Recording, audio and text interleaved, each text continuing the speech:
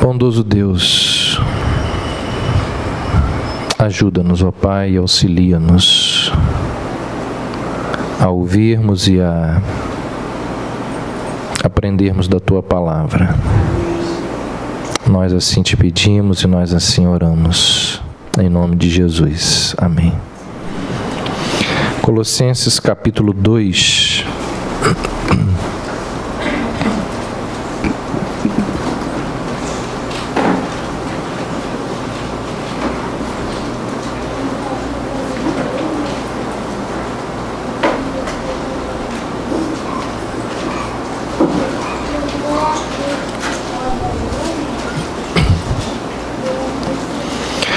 Colossenses 2,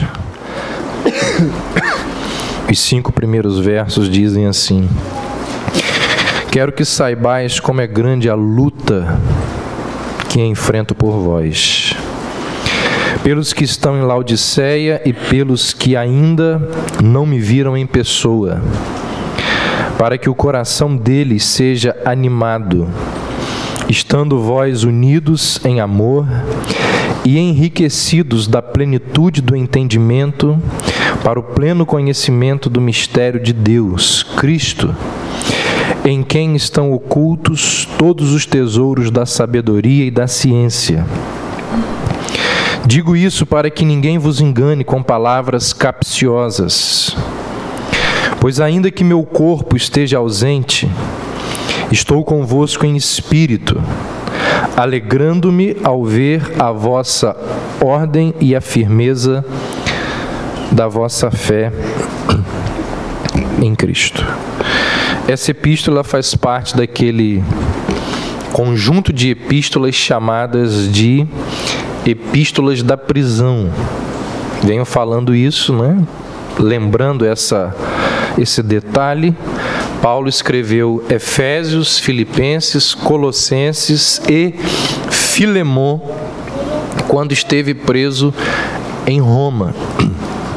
Colossos ficava no Vale de Lico, na Ásia Menor, era vizinho da cidade de Laodiceia e Hierápolis. Paulo vai dizer isso aí no verso 13 do capítulo 4. O Evangelho, ele chegou a Colossos, preste atenção nisso, pela instrumentalidade, mas não pela pessoa de Paulo. Quando Paulo pregou em Éfeso, eu falei sobre isso aqui, durante 2 anos, quase que diariamente, muitas pessoas que visitavam ali a cidade de Éfeso, que era uma cidade importantíssima, como nós vimos ali, a capital da Ásia Menor. Muitas pessoas ouviram a pregação de Paulo e provavelmente uma dessas pessoas que ouviu a pregação de Paulo ali em Éfeso foi quem levou o Evangelho até Colossos. Visitando ali Éfeso, teve contato com essa pregação quase que diária do apóstolo Paulo, um homem chamado de Epáfras. Dá uma olhadinha aí no verso 7 do capítulo 1. Como aprendestes, Paulo falando à igreja, com Epáfras, nosso amado conservo, fiel ministro de Cristo em nosso favor. Depois lá no capítulo 4, versos 12 e 13.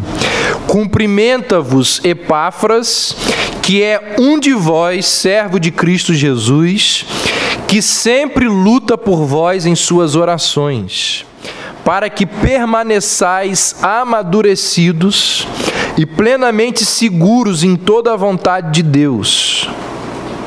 Sou testemunha de que Ele tem grande cuidado por vós, como também pelos de Laodiceia e de Hierápolis. Então é provável que tenha sido Epáfras, que foi aquela pessoa que iniciou a pregação do Evangelho em Colossos, e tenha sido através dele também que a igreja tenha iniciado ali nessa cidade. Também foi Epáfras que levou as notícias da igreja até Paulo. E por alguma razão que não se sabe, Epáfras também estava preso com Paulo ali em Roma. Além de Epáfras, faziam parte da igreja de Colossos Filemon e Onésimo.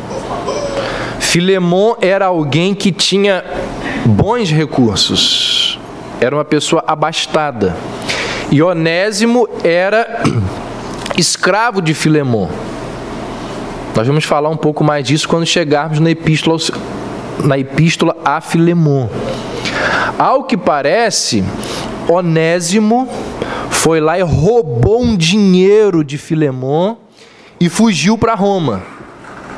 Lá em Roma, ele se encontra com Paulo e se encontra também com quem? Com Jesus Cristo. Lá em Roma, ele se converte. E depois da sua conversão, Paulo então recomenda a Onésimo e diz assim: Onésimo, é bom, é correto, é justo que você retorne ao seu Senhor. O que muita gente não sabe é que aquela breve epístola, ou apenas um capítulo de Filemon, é também uma epístola aos Colossenses. Muita gente não sabe disso. Na própria epístola a Filemon, o apóstolo Paulo vai dizer que aquela carta ali era uma carta endereçada não só a Filemon, mas também à igreja que estava na casa de Filemon. Então você tem Epáfras, Onésimo, Filemon, outros membros da igreja de Colossos. Paulo vai dizer lá na carta a Filemon 1, no capítulo 1, quer dizer, só tem um capítulo, no verso 2, ele vai falar de uma mulher chamada de Áfia, que provavelmente era esposa de Filemon. Paulo vai dizer aqui no capítulo 4 de Colossos, verso 17, vai falar de Arquipo, dá uma olhada aí. Paulo vai dizer que Arquipo, ou Paulo chama de companheiro de lutas. Alguns sugerem que ele seja até filho de Filemon, porque é mencionado junto com Filemon lá na sua epístola. Então nós temos Epáfras, Onésimo, Filemon, Áfia, Arquipo. Ainda tem outra pessoa aí, ó, Tíquico. Tíquico foi a pessoa que entregou a carta de Paulo à igreja de Éfeso. E tanto na epístola aos Efésios como aqui em Colossenses, Paulo diz o seguinte a respeito de Tíquico: irmão amado e fiel ministro do Senhor. Então por que eu estou citando ou destacando essas pessoas aqui? Porque quando Paulo diz assim, Epáfras, fiel ministro de Cristo. Quando Paulo diz assim, Arquipo, companheiro de lutas. Quando Paulo diz Tíquico, irmão amado e fiel ministro do Senhor. Quando Paulo diz essas coisas, de forma indireta, o que ele está nos mostrando? Que ele nunca exerceu o seu ministério sozinho. Junto com o ministério preciosíssimo e importantíssimo do apóstolo Paulo, existiam pessoas que o auxiliavam, que o ajudavam, que estavam perto dele, incentivando, ajudando, ministrando. Ou seja, gente, no reino de Deus não existem estrelas solitárias. No reino de Deus não existem estrelas solitárias.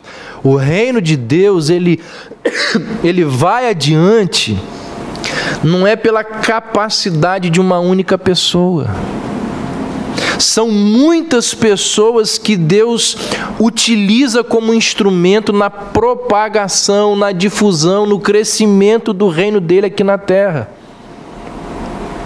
Por exemplo, ou um outro exemplo, quem conhece um pouquinho mais de Bíblia vai lembrar que numa das viagens missionárias de Paulo, ele teve uma briga séria com um camarada chamado João Marcos. E a briga, o desentendimento foi tão sério que eles se separaram. Paulo começou a viajar com Silas e Barnabé que vai viajar com João Marcos. No entanto, lá escrevendo a Timóteo, Paulo vai dizer assim, ó, João Marcos me é muito útil no ministério. E aqui na carta aos Colossenses, olha só verso 10 do capítulo 4, o que Paulo vai dizer acerca de João Marcos. Se ele for ter convosco, recebei-o no Senhor. Então, gente, o ministério de uma pessoa não é realizado apenas por uma pessoa. No reino de Deus não existem estrelas solitárias. O ministério do pastor Davi aqui na Igreja Batista Reformada, ele é exercido com a ajuda e o auxílio de muitos irmãos. O que seria do meu ministério sem a ajuda de muitos de vocês? Aqui, tenho certeza disso, existem pessoas como Tíquico e como Epáfras, que são gente fiel a Deus. Eu sei disso, posso testemunhar disso. Se eu fosse escrever uma carta para alguém, para uma outra igreja, eu mencionaria alguns aqui como gente fiel. Se eu fosse recomendar alguém, quando a família de José e o Águida vieram para Campos,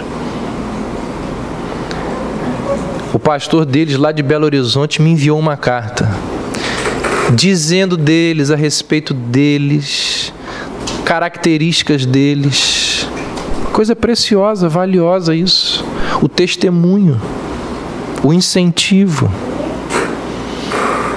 Nessa igreja aqui eu posso testemunhar, eu tenho certeza que existem pessoas como Arquipo. Paulo diz que Arquipo foi quem? Companheiro de lutas. Olha, ao longo do ministério eu tive várias lutas e no meio dessas lutas eu tive pessoas do meu lado me incentivando, me estimulando, me ajudando, não deixando eu desanimar. Acho que Paulo fez tudo sozinho. Paulo diz, eu tive Arquipo. Então, uma igreja, ela não é feita por causa do ministério de uma pessoa. Existem ao lado do apóstolo Paulo, Epáfras, Arquipos, Tíquicos, João Marcos, pessoas que são úteis no ministério. Então vale essa lembrança. E como disse semana passada, ainda tem muita vaga. As vagas estão em aberto. Existem várias coisas que nós precisamos fazer, que necessitam serem realizadas. A gente precisa de material humano. Como é costume aqui nos escritos paulinos, já mencionei isso a vocês, a primeira parte da epístola, ela é doutrinária, e a segunda parte, ela é aplicativa. Ou seja, primeiro nós precisamos saber as razões por que cremos, para então vivermos baseados naquilo que temos crido. Inverter essa ordem gera o chamado legalismo, não é algo sábio. Ou seja, quando nós não dizemos às pessoas por que elas devem viver daquela maneira, mas nós simplesmente dizemos assim, faça, a gente não está agindo igual às Escrituras, não estamos agindo de acordo com um padrão bíblico. Ao contrário dessa postura legalista que diz faça, mas não explica porquê e não diz a origem do porquê fazer, Paulo invariavelmente nas suas cartas ele expõe a doutrina para então aplicá-la na vida. Ele expõe a doutrina para então exigir ou corrigir um comportamento ético, para então exigir um comportamento sadio. Colossenses é a mesma coisa. Qual é o principal assunto aqui da epístola de Paulo à igreja de Colossos? A questão aqui é a seguinte: uma heresia estava rondando ali as igrejas daquela região. E essa heresia, ela conduzia os homens a uma interpretação errada e equivocada da natureza de Jesus Cristo. Essa heresia ensinava mais ou menos o seguinte: o corpo humano, ele é essencialmente mau. Uma ideologia platônica. Aquele filósofo famoso, discípulo de Sócrates. O corpo é essencialmente mau. E se ele é essencialmente mau, como Deus, em sua santidade, em sua pureza, poderia encarnar-se? Se Deus é bom, se Deus é santo, como é possível ele assumir a natureza corpórea? Então o grande Deus, ele teria que diminuir-se, de deixar de ser quem é, para poder se encarnar. Essa ideologia estava rondando ali aquelas igrejas. O que Paulo faz? Ele escreve essa epístola tentando refutar os erros doutrinários, e esse é um deles, o principal deles, que rondava ali a igreja de Colossos. Por isso que quando você lê essa carta, você vai ver o quê? O apóstolo exaltando a pessoa de Cristo. Você vai encontrar Paulo apresentando Cristo na beleza dos seus atributos, na glória das suas funções. Você vai ver que Paulo mostra que Cristo participou lá da criação do mundo. Nas linhas aí dessa epístola você vai encontrar o apóstolo revelando Cristo, possuindo a plenitude da divindade. Então a epístola, ela concede grande honra à pessoa de Cristo, por causa desse detalhe ou dessa heresia que estava rondando aquela igreja ou as igrejas daquela região. No verso que nós lemos no início, Paulo vai dizer o seguinte: em Cristo estão escondidos todos os mistérios do conhecimento e da sabedoria. Eu me lembro que esse verso foi um dos instrumentos que Deus utilizou para me chamar para o ministério. Me lembro disso. Quando eu estava ali naquele período crítico de decidir o que fazer, qual carreira escolher, qual vestibular prestar, eu me lembro que esse verso falou muito ao meu coração. Ali no meio de tantas possibilidades, eu fui constrangido a escolher aquela área que me ajudaria a desvendar os mistérios do conhecimento da sabedoria. Aqueles que estavam ali disseminando doutrinas erradas entre os colossenses, eles afirmavam que o conhecimento por si, as filosofias, as ideias, as controvérsias, tudo aquilo, eles diziam: olha, tudo isso é muito mais valioso e muito mais precioso que esse conhecimento que vocês estão buscando acerca de Cristo. Ou seja, eles buscavam e estimulavam outros a buscar um conhecimento fora de Cristo, longe de Cristo. Tanto que a literatura dos gregos, a literatura dos romanos do mundo antigo, E isso envolve o quê? As ideologias dos filósofos daquela época, bem como as ideologias dos dias de hoje. Todas elas, gente, todas elas se gloriam na sabedoria humana, no conhecimento produzido pelo homem. E aí é nesse contexto, ou diante dessa realidade, que aparece o apóstolo Paulo e vai dizer assim para a igreja de Colossos, que estava sofrendo com esse tipo de ataque. Ele vira para essas pessoas, para esses irmãos e diz assim: gente, em Cristo estão ocultos todos os mistérios e todos os conhecimentos da sabedoria. Ocultos aqui não significa inacessíveis. Ocultos aqui significa que eles não são percebidos à primeira vista. No entanto, aquela pessoa que com zelo, com humildade, com afinco, com desejo, procura conhecer as riquezas de Cristo, tal pessoa vai se satisfazer nessa busca. O que Paulo está sugerindo aos crentes de Colossos é o seguinte: busquem o conhecimento que está em Cristo Jesus. Esse tipo de conhecimento trará satisfação ao seu coração.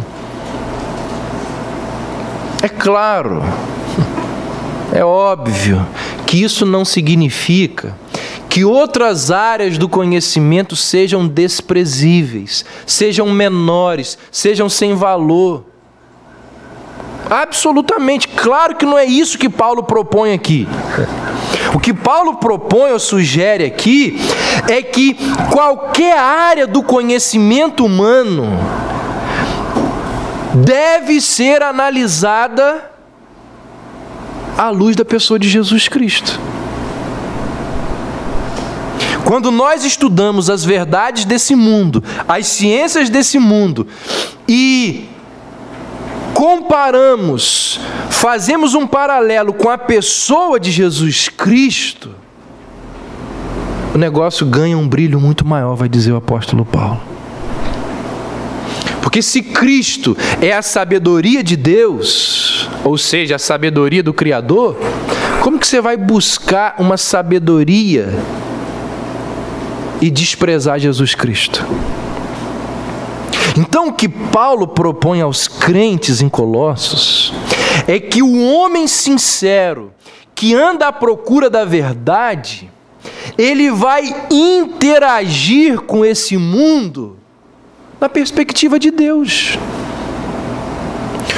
O que Paulo propõe é que o homem sincero que anda à procura da verdade, ele encontrará em Cristo satisfação não apenas para o seu coração, não apenas para a sua alma, mas também para a sua mente. Paulo está dizendo: olha, coloque os óculos da fé e passe a olhar para todas as coisas deste mundo com as lentes da fé, com as lentes de Cristo. Dostoiévski, uma vez ele disse assim: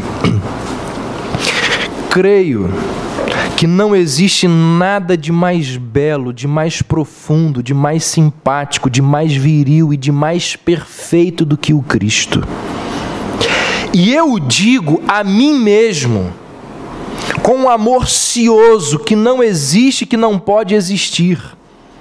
Mais do que isto, se alguém me provar que o Cristo está fora da verdade e que esta não se acha nele, prefiro ficar com o Cristo a ficar com a verdade. O que Dostoiévski estava dizendo é a mesma coisa que Paulo disse. Ele concorda com Paulo. Ele diz o quê? Que fora de Cristo, os homens eles se enveredam em teorias, em filosofias que são incapazes de saciar a sede da alma.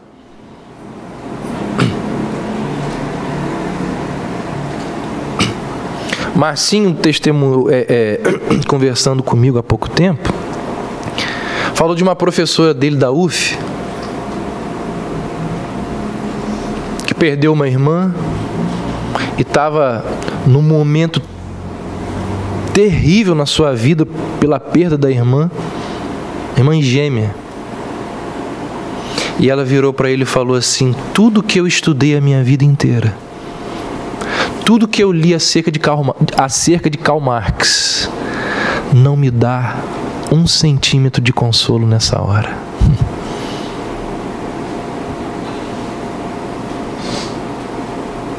Não tem nem 6 meses isso. Em Cristo estão ocultos todos os conhecimentos, todos os mistérios do conhecimento e da sabedoria. O que Paulo está dizendo aqui, gente? Paulo está dizendo assim, ó, você olhar para a odontologia com as lentes da fé cristã torna essa ciência muito mais fascinante. Como é que Deus foi capaz de fazer isso? Estudar direito, conhecendo o Deus justo e reto, que não faz acordos com o mal, é muito mais estimulante. Você olhar para a engenharia, sabendo que o Criador é o grande arquiteto desse mundo, é muito mais empolgante. Interpretar a história de acordo com o que você sabe de teologia bíblica é muito mais consolador. Não existe nada de mais belo, de mais profundo, de mais simpático, de mais viril e de mais perfeito do que o Cristo. Então Paulo está dizendo aos crentes daquela igreja: olha, não é que você deve desprezar o conhecimento, mas você deve buscar o conhecimento com as lentes de Cristo, porque é nele que estão ocultos. É nele que você vai achar os mistérios do conhecimento da sabedoria. Outra verdade que a gente aprende aqui, na carta de Paulo à igreja de Colossos, é o fato de que, para a maioria da humanidade, os tesouros de Cristo ainda estão e continuarão ocultos e escondidos. Por que as pessoas elas rejeitam a Cristo, se Cristo é o depósito de todos os tesouros da sabedoria? Se o que Paulo está dizendo é verdade, Cristo é o depósito de todos os tesouros da sabedoria. Por que o ser humano que busca conhecimento, informação e sabedoria despreza Cristo? Porque lhes falta iluminação dada pelo Espírito de Deus. A gente fica pensando como que uma pessoa tão inteligente não consegue entender, não consegue aceitar. Porque o homem natural, diz a palavra de Deus, não discerne as coisas de Deus. Porque existem preconceitos de natureza intelectual. A pessoa, por mais inteligente que seja, por mais capaz que seja de fazer conexões com as ciências, com a vida, com o mundo, se Deus não iluminar a mente da pessoa, ela não vai crer. E isso por uma razão simples, gente, porque salvação é graça de Deus. Porque se não fosse graça de Deus, o homem poderia se gloriar da sua capacidade, da sua inteligência, da sua sabedoria. Por isso que Paulo vai dizer que é Deus que concede, por mais inteligente que seja. Se Deus não abrir os olhos, não tem jeito. Abra aí 1 Coríntios 2.